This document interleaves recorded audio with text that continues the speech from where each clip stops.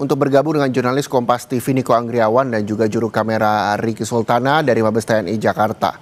Niko, klarifikasi akan digelar dari Mabes TNI. Siapa saja yang menggelar klarifikasi dan informasi apa saja yang nantinya akan disampaikan di sana?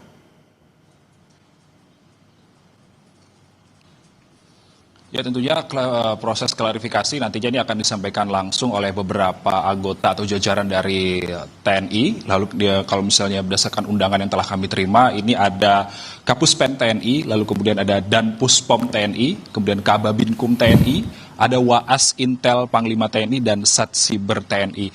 Dan kemudian kalau misalnya dari narasumber yang hadir pada siang hari ini di Mabes TNI Cilangkap ini kemungkinan akan membahas terkait dengan beberapa isu yang selama ini menyenggol atau menyinggung nama TNI di dalam pasca aksi pada tanggal 25 hingga 31 Agustus 2025.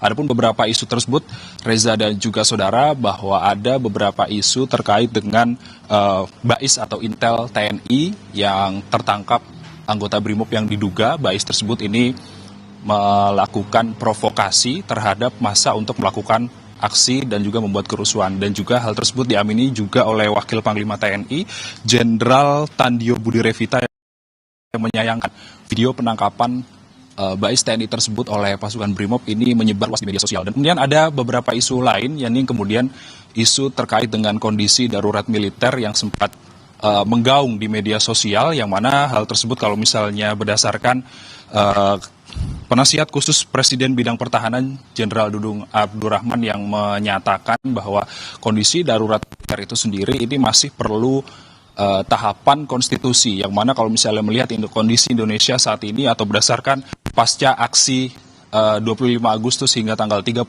Agustus kemarin, ini Indonesia belum bisa dikatakan darurat militer karena syarat ini harus melewati beberapa tahap undang-undang, dan kemudian eskalasi juga belum mencapai tingkat yang mengharuskan pemberlakuan darurat militer. Kemudian ada isu lainnya, yakni terkait dengan tuntutan 17+8, yang mana kalau misalnya berdasarkan tuntutan 17+8 ini nantinya diharapkan TNI bisa berkomitmen untuk memberikan demokrasi di ruang publik itu sendiri. Reza. Baik, terima kasih Niko Anggriawan dan juga juru kamera Ricky Sultana dari Mabes TNI Jakarta. Selamat kembali bertugas, Niko. Dan saudara, berita atau informasi soal tagih 17+8 tuntutan rakyat masih akan kami hadirkan di program-program selanjutnya. Untuk itu saya Muhammad Syareza pamit dari Breaking News dan selamat menyaksikan Kompas.